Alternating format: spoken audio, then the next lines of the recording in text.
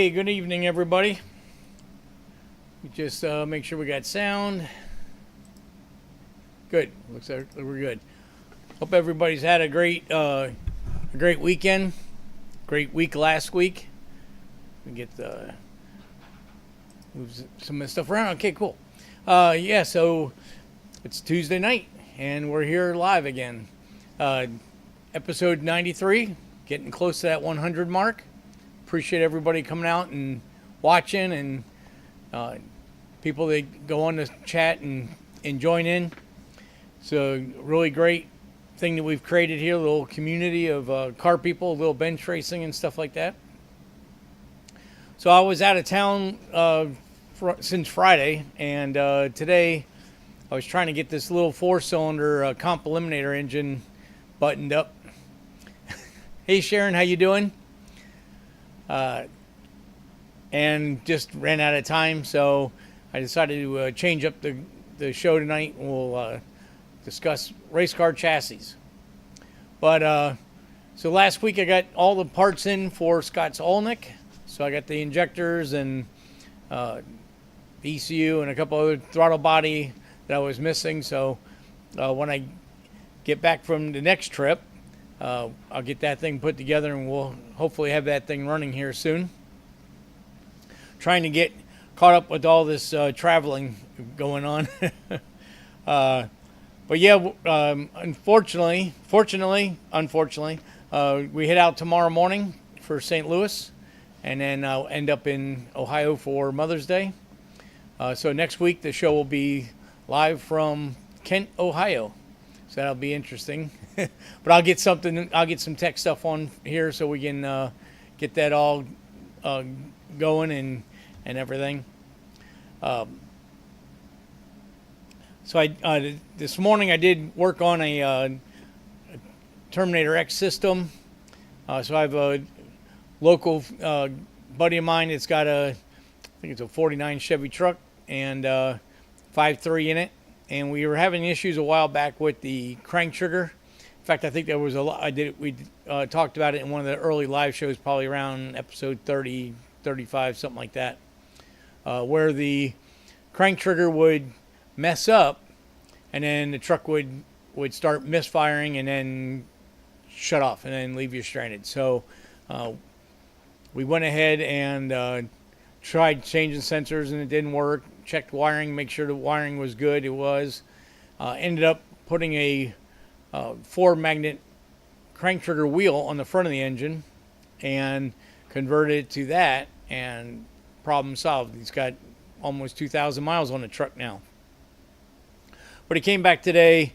A couple little things. We wanted to make sure that he can switch back and forth, because he figured that maybe some of the tuning was some of the issue. I don't believe so, because in the diagnostic modes we were getting a crank trigger issue, error code. But we hooked it up so he can switch from either crank trigger and then change it in the software and run either one. So I guess he's going to play around with that. And been playing around with the air intake temps and stuff like that. So that was interesting, but really not a lot to have a discussion about tonight. So kind of what I was thinking of doing was doing chassis certifications, chassis inspection, kind of go down that road. For any of us that race, whether you stock car, road race, or drag race, there's usually a rule book and rules that you have to go by. And each sanctioning body has different certification processes. I know when I was racing in stock cars years ago, these were 5/8 scale miniature stock cars that were motorcycle powered, and they actually were self-governed. So each club or national series had a tech instruction booklet that you had to go by, and then you just you made sure your car fit the criteria, and that's pretty much how they did that. In SCCA and other forms of road racing, again, they have SCCA as a GCR, General Competition Rule Book, and they give you specifications on roll bar material, wall thicknesses, and stuff like that, different diameters for different weight cars. And they have their own certification process, how they check wall thickness and stuff, so the inspector can verify that the cage is built out of proper material. Is they drill a hole, and then they put a different color paint around the hole, and the inspector can use a dial caliper, and he can measure the OD and the ID, and then figure out what the wall thicknesses are. And that works well for them. And most of your other series, HSR and SVRA, usually follow the SCCA GCR. And there's also FIA, which is the European, or actually maybe worldwide, besides the United States. And they, too, have a general rule book and stuff. So drag racing, which primarily what I do or did, and a lot of people are out there doing it. And being that I am a chassis inspector for the IHRA, this comes up time to time. People build a car, and then they're not sure, as it goes faster. So when you break into the 10-second area, 1099 or faster in the quarter mile, you have to have at least a 6-point roll cage in the car. And then as the car goes faster, becomes needing a higher certification. And for any race car that goes faster than 9.99 seconds in the quarter mile, or the appropriate 1/8 mile time, then it has to have an SFI certification. And the SFI certification, Specialty Foundation, and what they do is they have done crash tests and monitored vehicles and stuff that have crashed in the past and stuff to verify and come up with a set of rules that is adjusting all the time. And that's how both the NHRA and the IHRA both test their chassis. Hey Ryan, how you doing? So in the NHRA and IHRA, we use the SFI Foundation booklet, and it has different diagrams with different material needs and diameter needs for different weights and speeds of vehicles. So what should happen, doesn't always happen this way, but as you're building your race car or you're updating a race car to a faster class, you should always go to a local chassis shop, or better yet, look in the IHRA or NHRA rule book and find the local chassis inspector in your area, and you can ask them the questions. What do I need? This is how much the car weighs, how fast I think it's going to go, and what is the rules for that. So at that point, we can go through our SFI book, find the appropriate certification code, and then come up with that. So what the rule books kind of looks like, I'll show you here. So here's a IHRA rule book, and so this is for 850, 8.50 seconds ET and slower. This is the primary cage you have to have. And then they have in here, let me raise it up,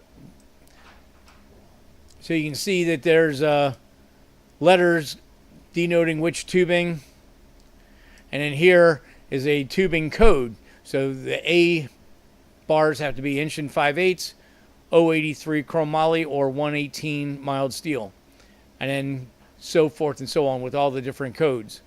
Now, if you're building a dragster or a street roadster, again, there's different specifications for each one of those things.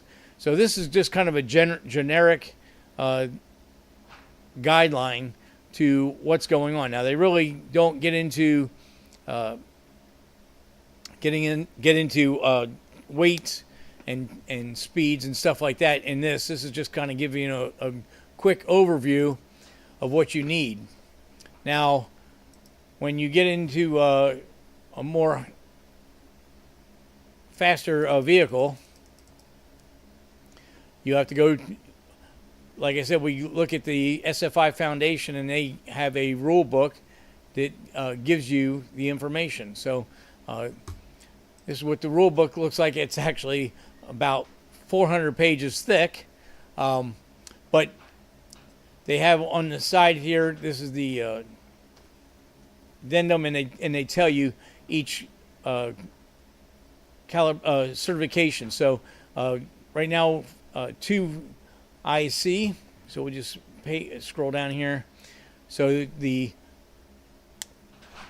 21C is for a rear engine dragster, roll cage, $5.99 and quicker. So this would account for your top alcohol, methanol dragsters, and any top quick dragster, top dragster that would go into the $5.99 or quicker. And then we can scroll down here. There's a lot of verification information on how positioning are. Here you can see they're telling you that the driver needs to be 4 inches behind the roll cage. And we'll scroll down some more. Different attaching points and how they have to be. And then this gives you an example of how the chassis has to be built. Now, you can see in this pictures, there's all different color tubing in this illustration, and what those colors go to a chart that tells you different size tubing for each color. We can scroll down here, and there's always a couple different ways of doing it. So you have to, discuss with the inspector how the car is being built, and then we can give you the information you need. Pull down here. Dragsters are pretty intense with all the rear end mounting and stuff. But here's your pipe color code. So you got red is 2.5 inches, and then of course in any car that goes faster than $8.99, the car has to be completely built out of chrome moly or Docal R8. So, but they give you all the different color keys here so that you know when you look at the diagram what you need for that particular chassis. We go to 23T, a 2.1T. This is for top fuel. And we'll scroll down here. Unfortunately, they don't give you a lot of what pages stuff is on. But again, it's the same kind of thing. But again, there's different colors now for the tubing because this is a faster car. So you have to have different diameter tubing to make sure that it meets the specifications. And they do that for all different sizes and things. Now, in the top fuel stuff and in the dragster, rear engine dragster stuff, basically it's just the way the diameter, way the tubing is made. If you're using less tubing, then you can use thicker wall and get away with less tubing. Or if you're using smaller diameter tubing, then you have to put more things in the car. On the top fuel, if you're using the floor, you only want to put 2 diagonals and a horizontal bar in. It has to be a thick wall. Or if you're going to go to X's, then you can use thinner material. So more material, you can go to a smaller diameter. So it just depends on the design that the person that's building it goes to. But we try to have ways to make pretty much everybody's cars fit into the thing. Then you can go into street roadsters, which are 10.4, and again they have different speeds. The 10.4B, which is 750 and slower. So these are more like bracket cars speeds here. I'll go ahead and pull this up.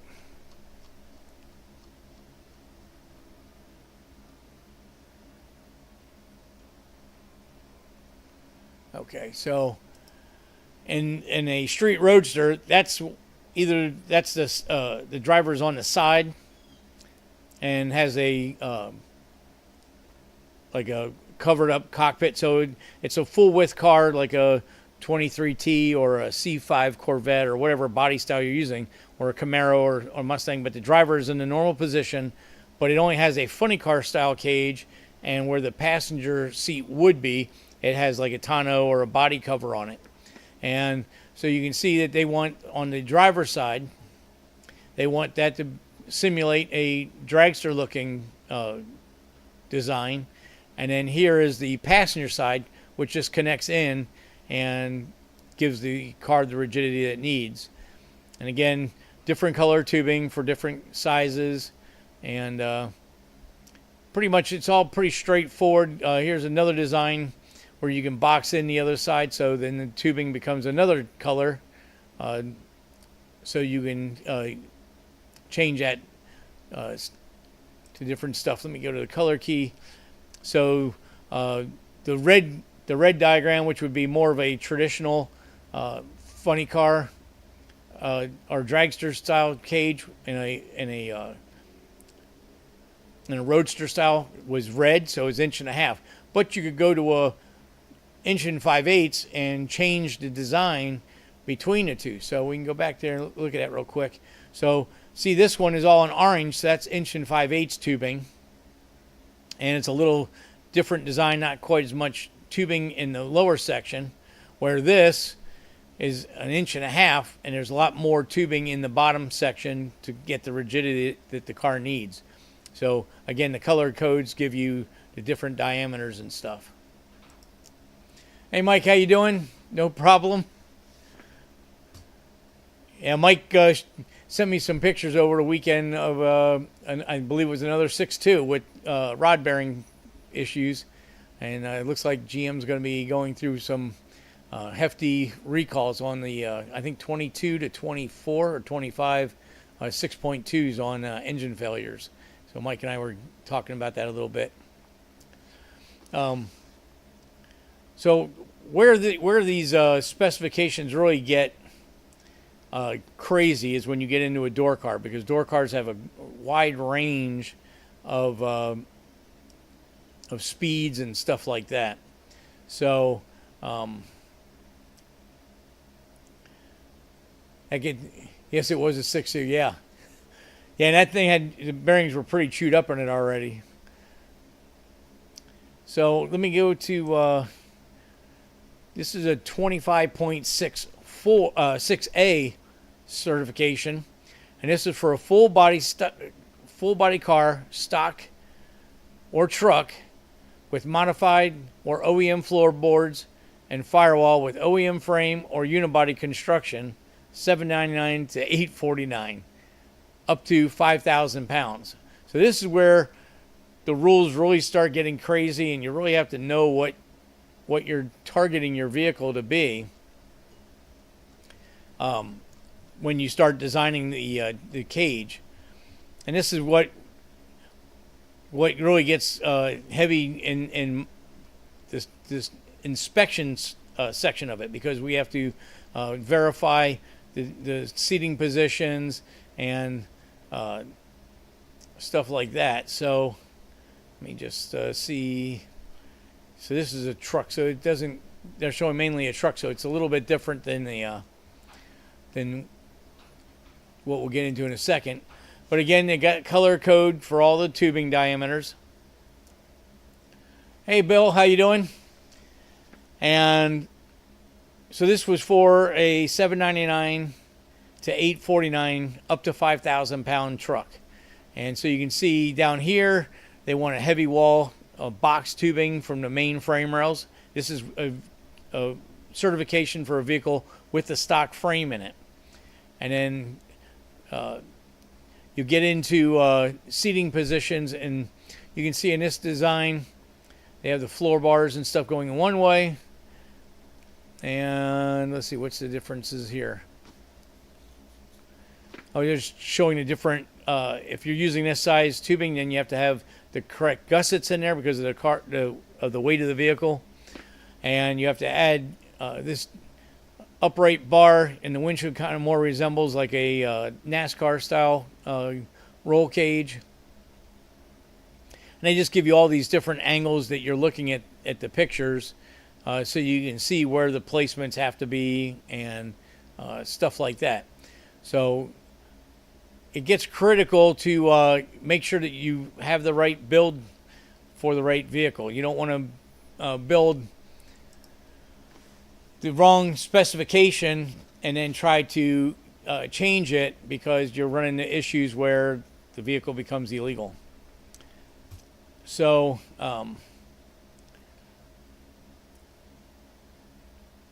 here's a 25 4D, which is 750 second to 849 seconds, 3,600 pound maximum.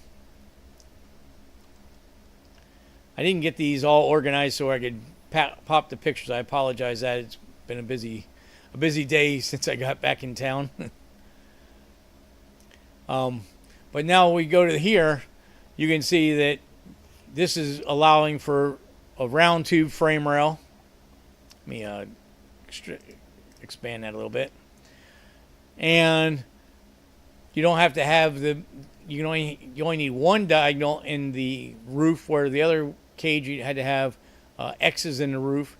And you see that there isn't as much gusseting in the corners of the joints. And that's because the vehicle is a different size, a different weight, and different speed. So they try to make it so you don't have to get crazy. And now, of course, you can overbuild everything, but of course, in racing, you want to try to keep the vehicle light as possible. And there's a couple different variables between where the driver position is. So you can see, get like this one. The driver's head is actually under the halo or the main loop. So that changes the bar diameter on this outside bar. It's got to be a thicker wall. You can go, this one still is partially. And then this one, the driver is in front of the main hoop. And you can see now they're both yellow, which are smaller diameter bars. So you have to, every combination, there's different ways of doing it. And the reason they do that is because a lot of times, if there's room, the chassis builder will move the driver farther back in the car. The main hoop usually follows the B pillar or the back of the door jamb. And so then a lot of cars, you want to put the driver as far back as you can. So that's why there's different tubing diameter requirements for different designs of the chassis. Depending on where the driver's positioning is, obviously you want to keep the driver as safe as possible. And then they also have, let me find this. There's also this, so this is another rule that you have to be able to, the helmet cannot fit through any of these bars in the funny car cage. So in a case of an accident, you don't want the helmet to come out of the cage where it could come in contact with something. So if the helmet is, if you can put a helmet in and it doesn't protrude the bars, it doesn't need helmet guards. If it protrudes, as in this picture, then you have to put guards in, and that's what these teal bars are in here. So you can see that depending on where the helmet can protrude, you have to put these safety bars in. So Dave's asked, do you have to weigh all cars you certify? No. So once I put the I talked to the owner of the car or the builder of the car, whoever I'm communicating with when I'm doing the chassis certification, and I ask them, how much does the car weigh and how fast do you think the car will go? And then at that point, I come to the certification book and I find a certification that matches the construction of the car. Does the car have OEM floors under the driver? Does it have factory frame or unibody construction to the back of to the driver's position? Or is it completely round tube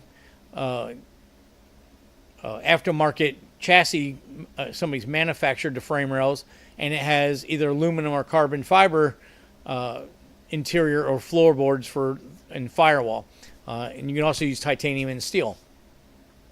So once I know what the main construction of the vehicle is, I take my tubing guide and I can fit this quick guide over the tube, and it tells me what diameter the outside is. So I can check it off of these pictures where the driver's position is, and then I can see what diameter tubing they are, denote it in my notes, and then I can then look and make sure that they have the right diameter for that speed and weight of the car. So it's all on the honor system, because what's going to happen is on the chassis certification sticker, I'm going to punch out the numbers of the weight, maximum weight the vehicle can run at, and the maximum speed the car can run out. So when they go to an event, the racing officials at the event can look at the sticker that's mounted on the roll cage, and they'll see what the speed, maximum speed and maximum weight that chassis was certified for. Now, if they go over that, or go faster than the speed, or go over the weight, then it is on the track or event people to decide whether they're going to make the car eligible or ineligible to race. The biggest thing is the certification just gives a high degree of testing for us when we put the sticker on the car, and it gives the local tech guy who has 100 or 200 cars in line to be teched a quick way. They can just look at the sticker, and they know that they don't have to worry about the design of the cage. That's all been done. And then they usually will know whatever class you've signed up for, how fast typically they go, or if there's a weight factor for that class, a maximum weight or a minimum weight. And then they can look quickly and decide, does this chassis meet this class that this guy is going to race in, or this guy or gal is going to race in, and then they can quickly determine what's going on and move on to the next car, so they can, quickly get everybody tested so they can start running their event, whatever it is. Now, a lot of tracks will also do a annual certification. So they'll take the chassis certification that I put on the car. They typically, if you're getting an annual inspection, you race at the track all the time. The tech guy probably already knows you by name, familiar with your car, familiar with how fast you go.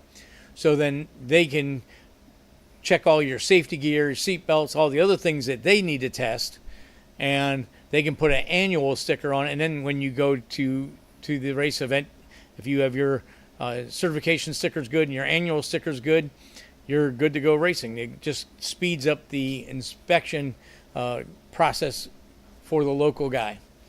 So that's kind of what we do. Now, what I have to do besides determine the speed and the maximum speed and the maximum weight of the vehicle that I'm testing it, I go through my process of going through the book and find what bar design it needs and what diameter bars it has to have. Like I said, I have a quick tester, a quick guide that has notches built into it, all different diameters from 1/2 inch all the way up to 1 5/8. And I can quickly go around the cage and check the bars to make sure they have the proper diameter bars in the proper places. At that point, once that is all good and approved, then we have a meter called a sonic meter. And what this does is it's a digital tester that I can put on the tubing, and it, using sound waves sonically, it will tell me what the diameter of the tubing is that I'm on. And the reason we have to do that, first of all, you always have your guys that are reading the gray, trying to work within the gray lines of the rule book, and they may use smaller diameter or smaller wall thickness tubing to make the vehicle's overall performance lighter, which makes the car easier to go fast. But that's not safe. Back before they had the SFI, back in the 60s and the 50s, roll cages were made out of muffler pipe, black iron, whatever the guys could get a hold of to put the car together. As long as it fit the design of the roll cage, they let them run. Well, obviously, as cars got faster and crashes occurred, the NHRA, which was the largest sanctioning body starting in the 50s, and they had their safety crew called the Safety Safari. And what they would do is they would inspect a vehicle after a crash. And what Wally Parks, who was the then president, was a very smart individual. And a lot of these guys in the 50s, these guys came from the service. A lot of them were aircraft and auto mechanics, and different things. Not all of them were, but there was quite a bit of people that had gone through World War II and had somewhat of testing procedures and stuff that they learned in the services. So they came up quickly as people were starting to get hurt that we need to have a system that we can identify to make sure that this particular circumstance doesn't happen again. And that's how these rule books were formed. It was all from verifying wrecks and seeing what they had to do to remedy the situation and trying to keep people from being hurt. So roll bar design kept getting better and safer and stronger, and it came to a certain point that they had to get the SFI certification foundation involved, and they were actually engineers, more of an engineering background to get better than what they could do at the track with the Safety Safari guys.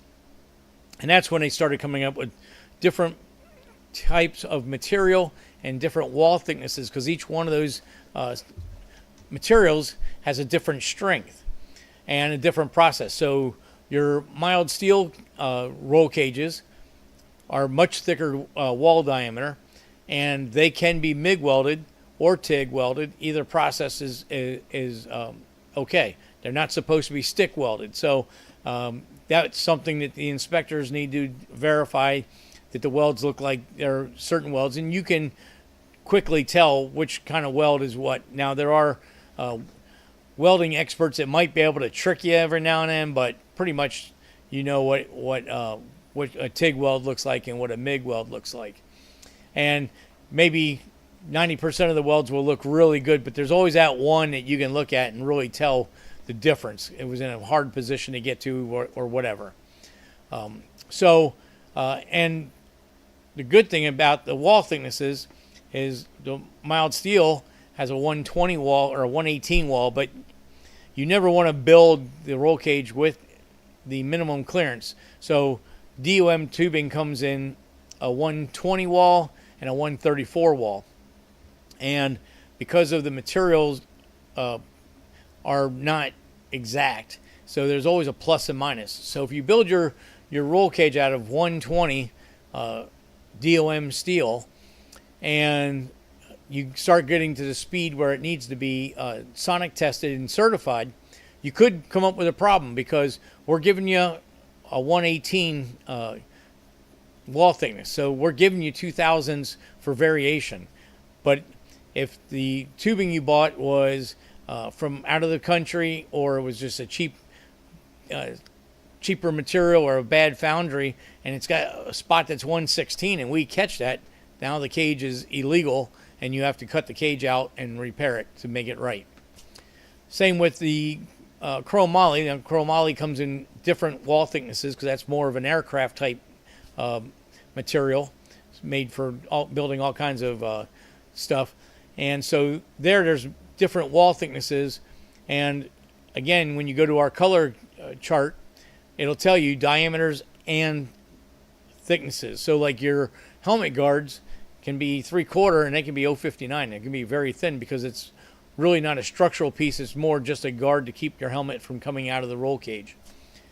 Whereas your main cage components have to be 0.94 wall. And so again, it's the tolerances are a little tinier than what the actual tubing can be purchased in to give you that leeway for the plus and minus in manufacturing.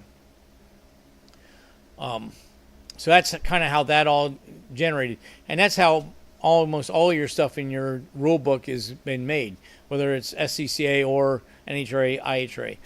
Seat belts, they make you certify them every 3 years. It's kind of, people always get upset about it.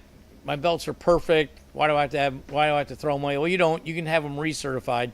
But the thing is, they saw over time that there was seatbelt failures on cars that sat outside and had heavy UV degradation to the seatbelt material, or the car had been cleaned with cleaning products that ate the material and made the belts no good. So they give you the 2 or 3 year time span, and then you either have to send your belts back to the manufacturer, and they have a test procedure they can do, a visual and probably a stretch test to see if they're good, and then they can inspect all the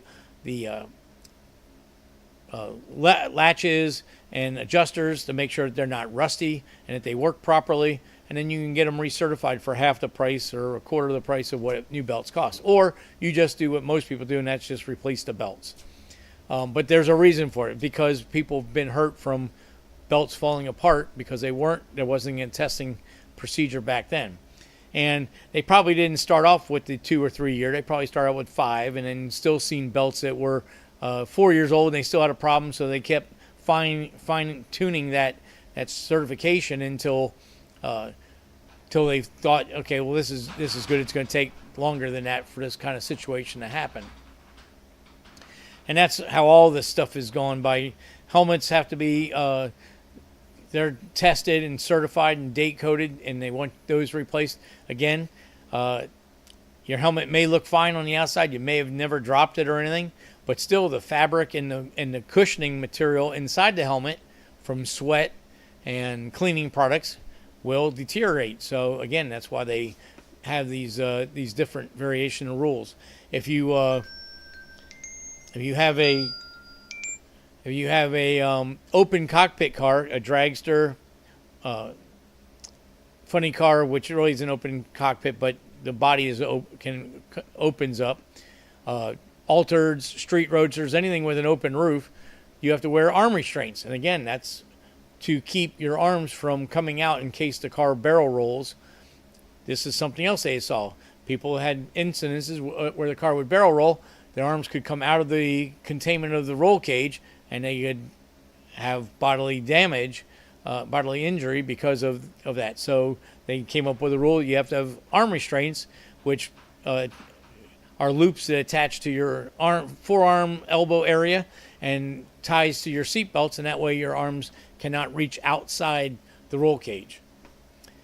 Window nets are the same thing for door cars, and that's why they're there. That's to keep your extremities from leaving the roll cage in an extreme accident. Most people can race all their lives and never have that situation, but you never know when it's going to happen. So you have to, be happy that they go through this certification process. So let's go to 25.1.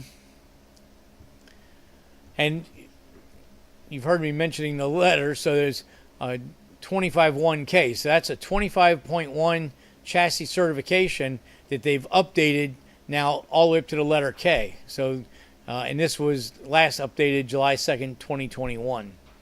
So this is for a full body car, tube chassis roll cage, 749 second ET, and quicker, 2,800 pounds maximum.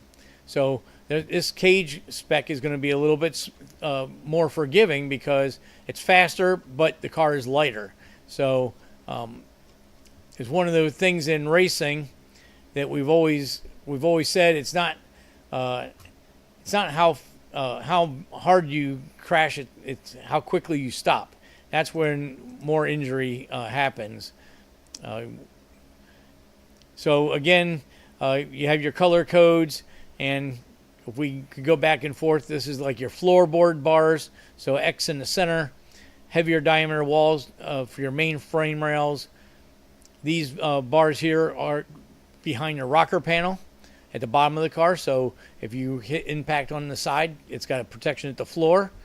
You have an X in the cage to protect the driver. You have the kidney bar here to protect the driver's main torso.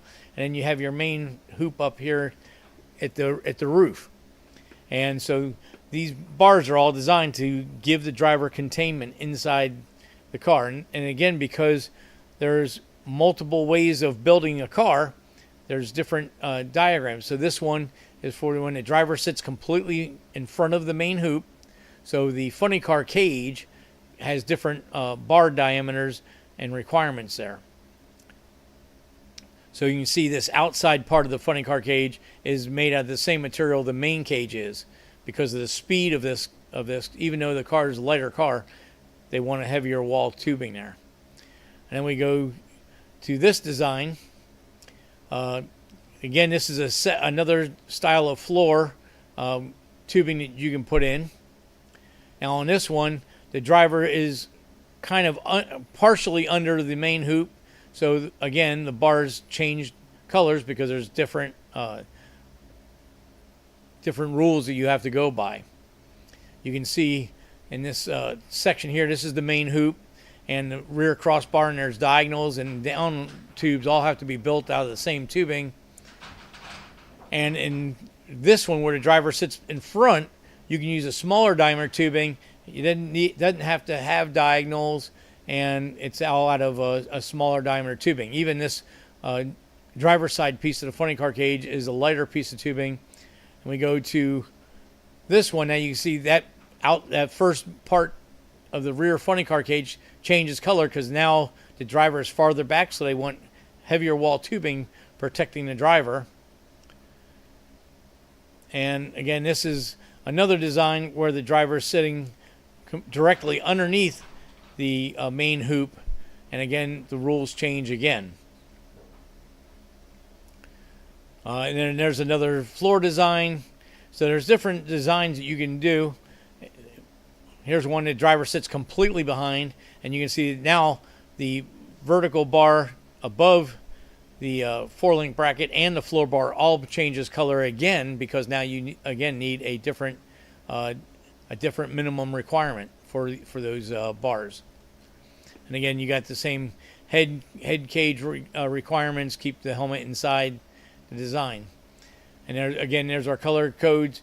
They give you a couple roof diagonals, and of course these cars are faster, so you have to have pieces of bar in there for extra support at the joints. And again, they give you different, whether the roof bar goes down or if it makes a loop and goes down. They have different requirements there. And then the floor gusset area, different designs there depending on, again, on how you're setting the car up. So it gets quite entailed on how everything has to be laid out, all depending on where where it has to go and stuff like that. We can go to our material list. All these bars you see, they have a number on them, and that's to identify what that bar is. On all these designs, they have these numbers everywhere. So we go back to our build sheet, and there's and here's our tubing number, and it tells you what the name of it is, what the requirement of the tubing has to be in a numerical order. And you can see in yellow, those are where all the rules have changed. And you'll see there's letters, and the letters are denoted for the verbiage portion of the rules that tell you if this bar is here and this bar is there, then you have to do this build. And that just gives us, the inspectors, more clarification on how the construction of the vehicle has to be. So it can be, depending on the build of the car, sometimes you have to go through the language, which here's sorry for all this zipping around here because I don't have it all laid out, but Obviously, they give you an object. They're telling you the object of what you're building and basic construction practices. And then you'll see where the yellow lines are. Now that's where they've updated the original 25-1 calibration to a newer design, because they've seen in testing and in crashes that they need to make changes, or they've realized that they were overabundant and they may make a change going the other way. But that's the yellow highlights tell us where the changes have been made. Materials and construction notes, and that's all for all this kind of design, so we can determine the correct design of the chassis and how it was built. So your chassis certification can be pretty entailed, and it's something that, you know, once you break into that 9.99 second speed, I think, or the equivalent is 5.3 eighth mile. Then you have to, everything has to be basically by the book if you want to make the car legal. And another side note is, when you go to sell your vehicle, if you have a legal certification on it, it tells the person buying the car that the car has been inspected and it was built correctly to be certified and to be legal to race. So it just kind of gives another level of confidence to the purchasing person that they're buying a proper vehicle. And being that there's no IHRA tracks in Florida at this point, typically most of my certifications are for cars that are for sale, and they're not going to be going to an event where there may be a chassis guy. So they have me come and put a fresh sticker on the car, so at least the car is correct. And that's another thing here, is that both NHRA and IHRA both use the same SFI book. So our certifications are the same certifications. There's no there's no differences between an SFI or a IHRA or an NHRA certification. We're all going off the SFI specification book, which as I am an IHRA inspector, or another person may be an NHRA certification specialist, we all have to be licensed by SFI, not by IHRA or not by NHRA. That has no bearing on us being certified to do chassis certifications. The IHRA or NHRA denote on the sticker is just what sanctioning body put the sticker on, and typically what sanctioning body you're racing with. Now, I know in NHRA, if you're racing national events, they do require it to be an NHRA sticker. At divisionals, it's up to the divisional inspectors. And if you're racing in any other type of racing event, whether it's any of the other events that are out there, it's up to that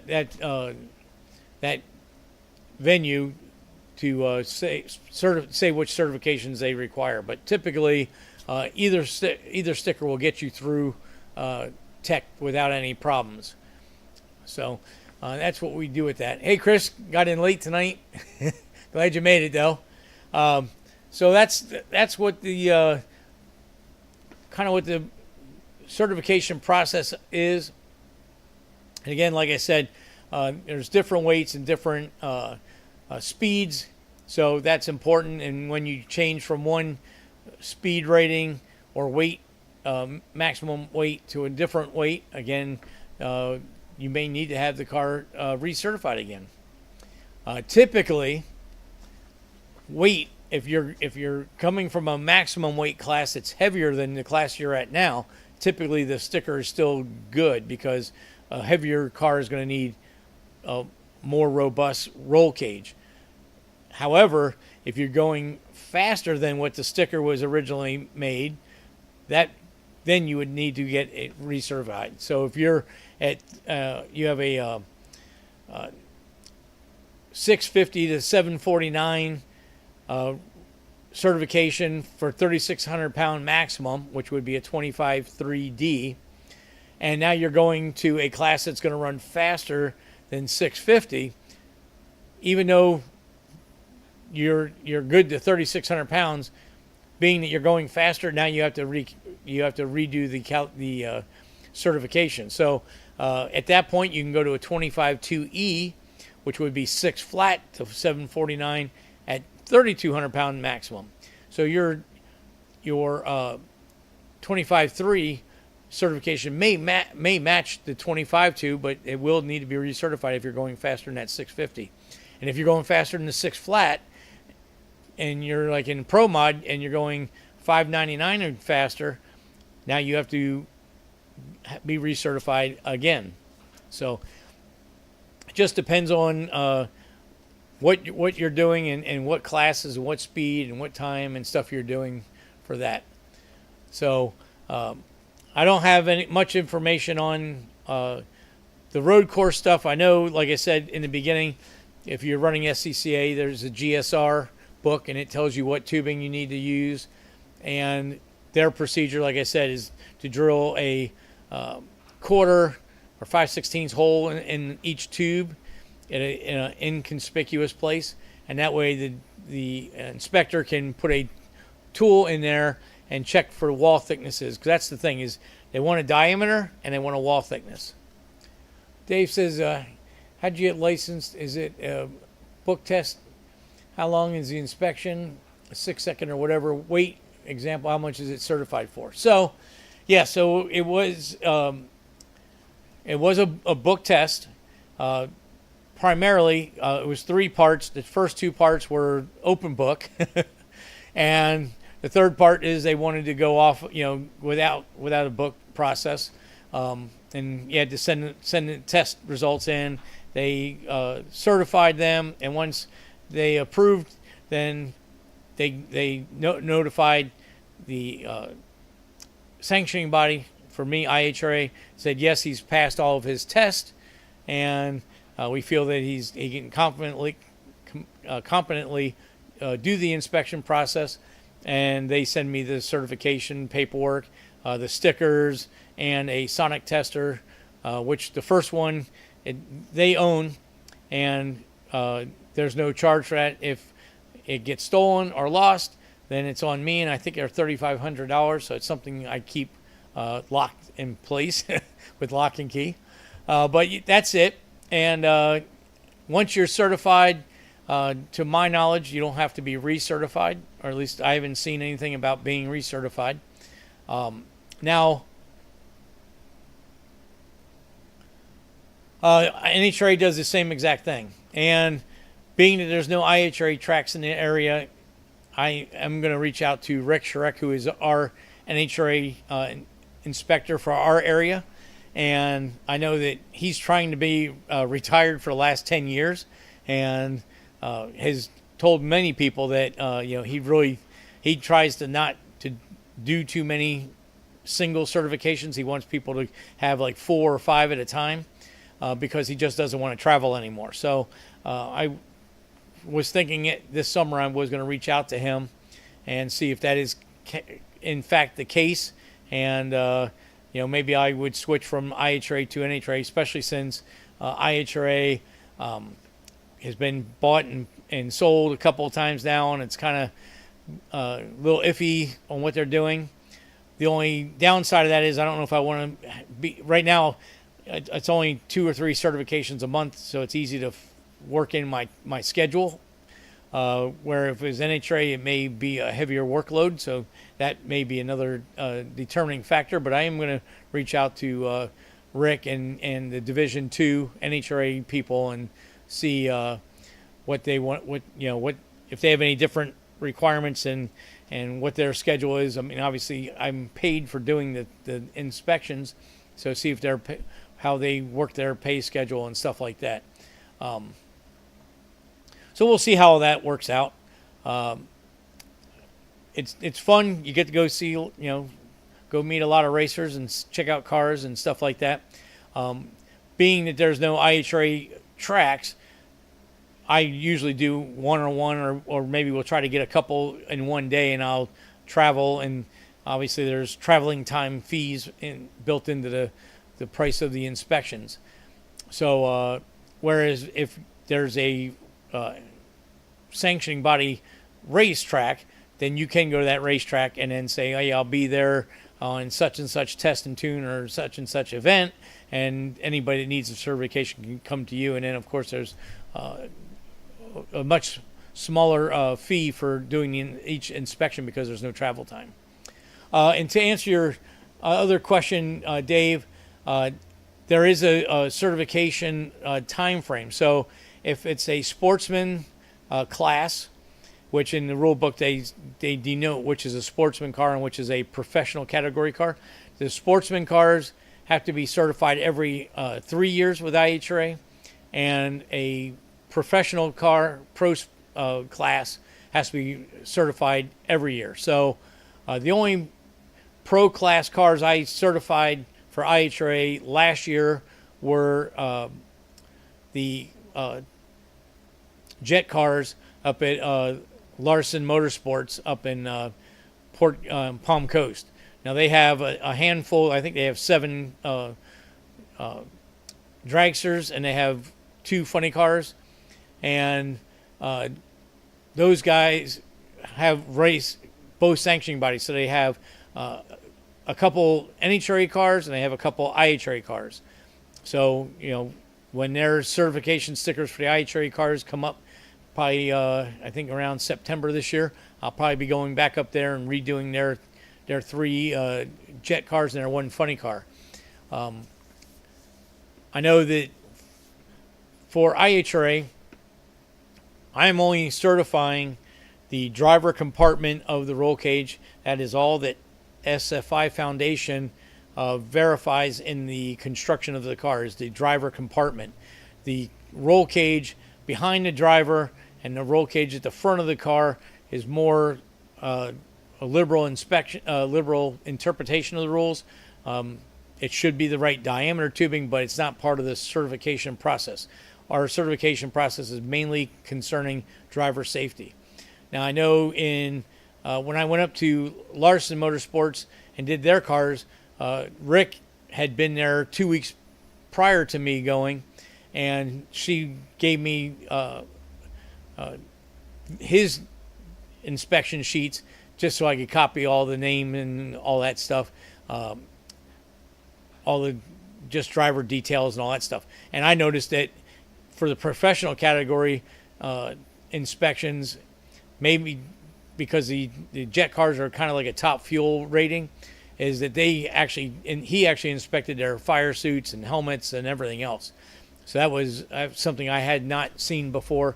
And if I do indeed get involved with NHRA, I guess I'll be learning about that.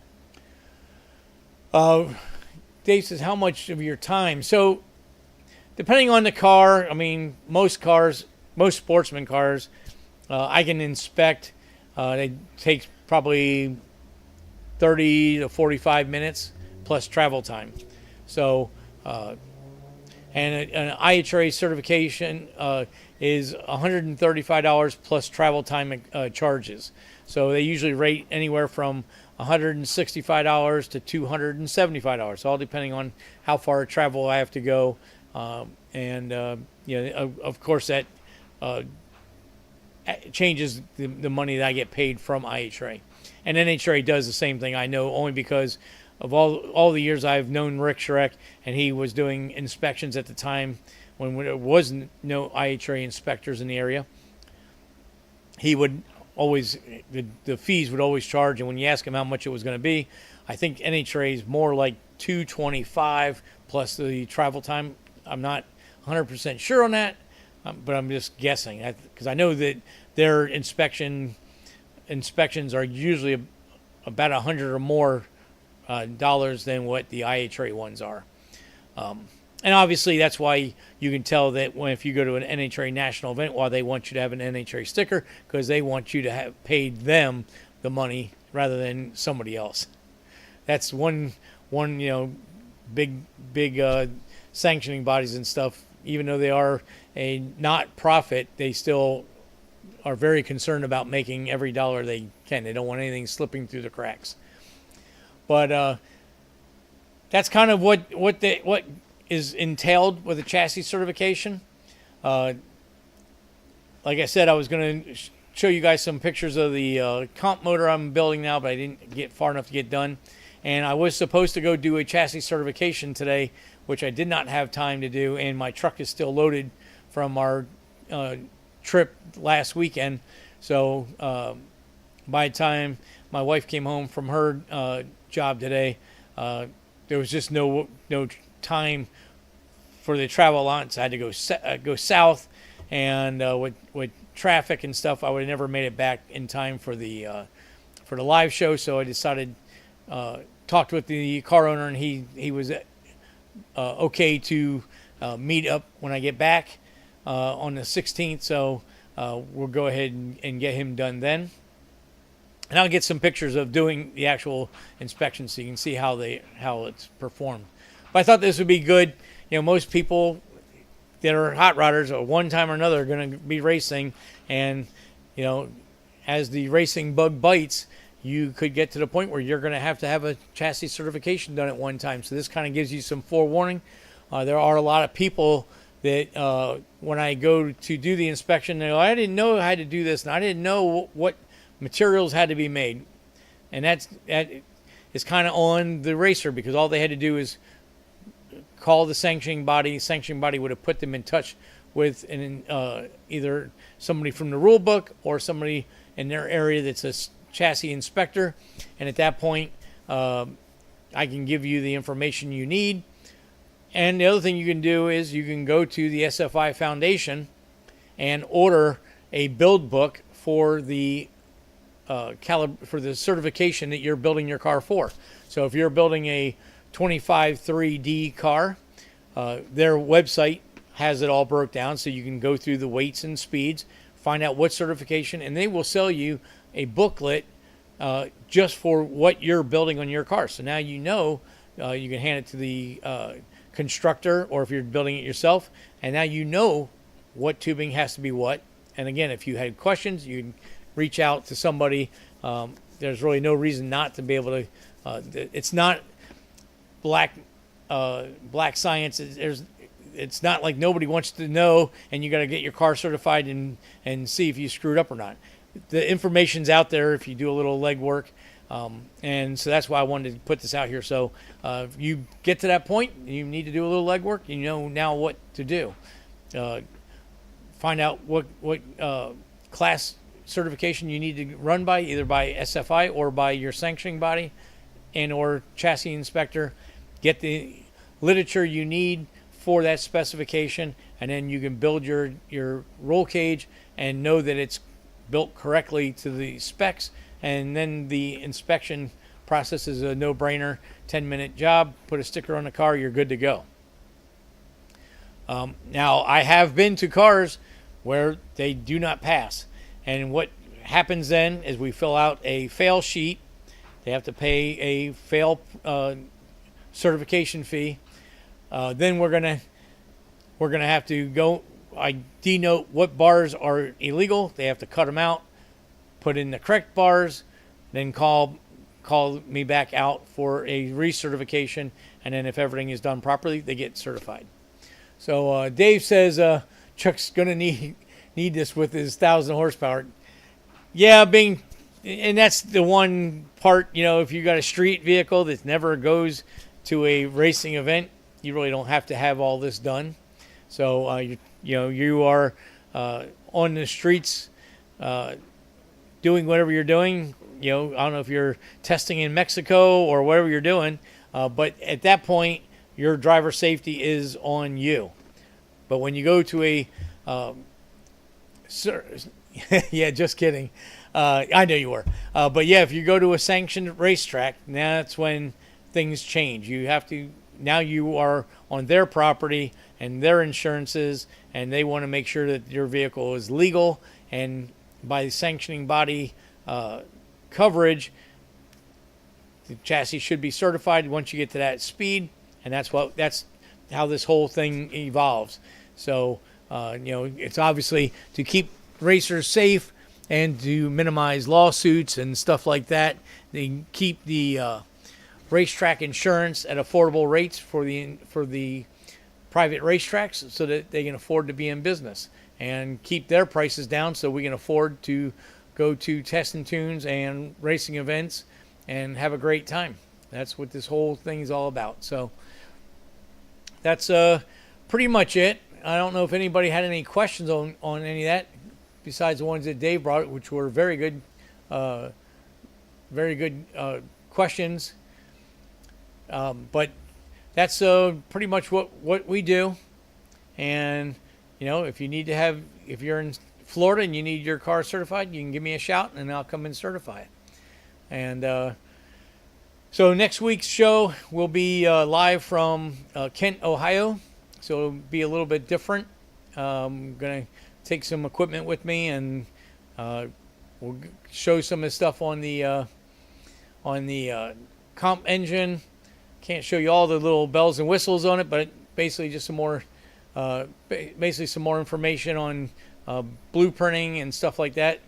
That engine was one that somebody else had built many years ago, and when my friend Mike bought the car, they gave them some paperwork with the engine, but not a real legit build sheet. So I ended up reverse engineering the blueprint process. So I blueprinted all the old parts to find out where our starting point was, so that then we could put new parts in and have information to blueprint from. Being this engine came off of a national record holding engine, so it's already, we know the design is good, so we didn't want to change that design until we're to the point where we want to start doing our own R&D. But at this point, we're going to stick with the current R&D that the previous owner and builder of the engine had. So that's why we had to do that. And so it took a little bit more time than I thought, but it's getting close to completion. So I'll have some stuff for that. And I think that's about all we have for tonight. So I appreciate everybody coming on. Again, man, thanks for, come in here on your Tuesday evenings. I know we all have very busy schedules, and I appreciate y'all coming out and listening to me blabber for an hour. Hopefully it's interesting and you learn something. Next week will be episode 94. We're working up to that 100. And I'm definitely going to try to have something very special on the 100th episode. And that's about where we're at. So you all have a good evening, a good rest of your week, and a great weekend next week. And I'll see you all next Tuesday. Remember, hit the like button. Helps the algorithms.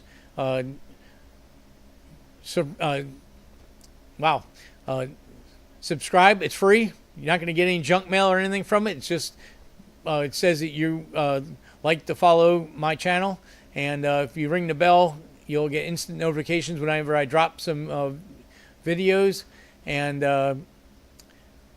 that's good. And if you have questions and you weren't able to leave them on the yeah, how to make your wife happy, show 100. You're right, Dave. I appreciate that, Bill. Yeah, party. Yeah, Mike, have a good evening too. You too. What I was going to say is, if you're watching on TV, I see on the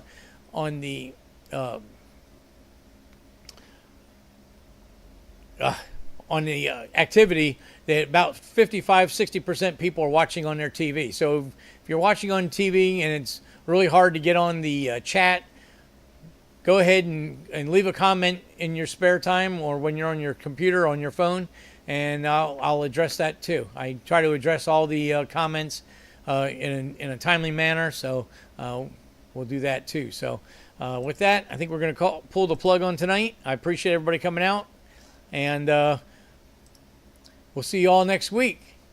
See ya.